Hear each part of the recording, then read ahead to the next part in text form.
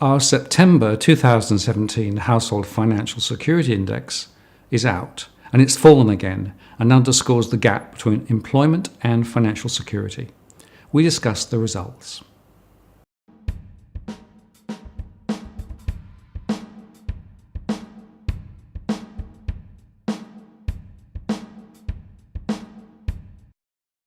Hi, I'm Martin North, Principal Analyst at Digital Finance Analytics.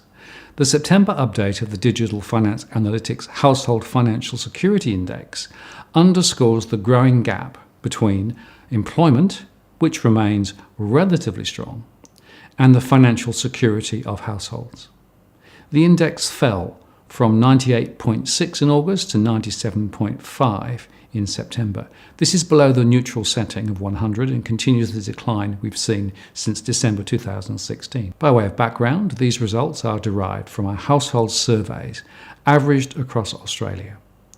We have 52,000 households in our sample at any one time. We include detailed questions covering various aspects of a household's financial footprint.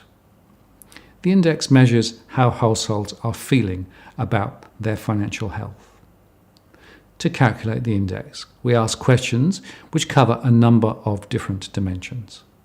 We start by asking households how confident they are about their job security, whether their real income has risen or fallen in the past year, their view on their costs of living over the same period, whether they have increased their loans and other outstanding debts, including credit cards, and whether they are saving more than last year.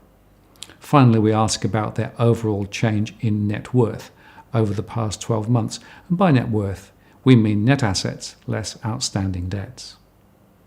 So now looking in more detail at the findings, the state-by-state view highlights a fall in New South Wales down to 102, whilst Victoria holds higher at 107, Queensland was down to 98, South Australia down to 92, and in WA there was a rise to 86 from a February 2017 low of 80. So we can see that households across the nation are under different levels of pressure.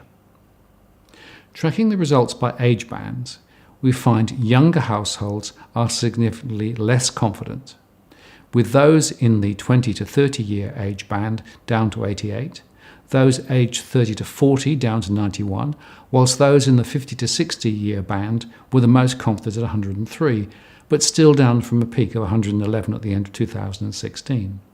Across the board, the general trend is lower. Property ownership remains a large factor when assessing financial security, with those renting still below those owning property.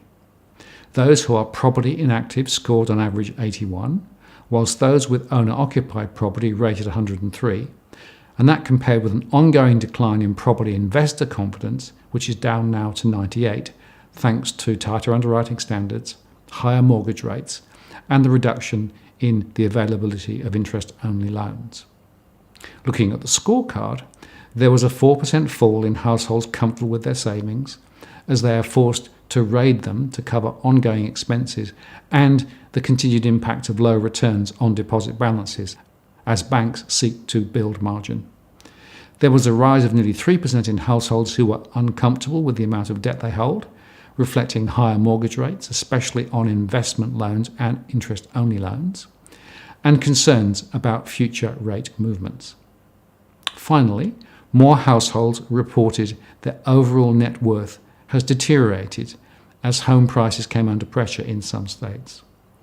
The disconnect is that while people can in the main find some work, their earned income is not rising as fast as their costs. We also find that more households are relying on a larger mix of fragmented part-time jobs, which tend to be less predictable.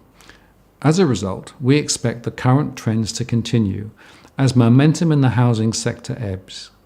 There is no obvious circuit breaker available in the current low interest rate, low growth environment. We will update the index again next month. If you found this useful, do leave a comment below, subscribe to receive future updates, and many thanks for watching.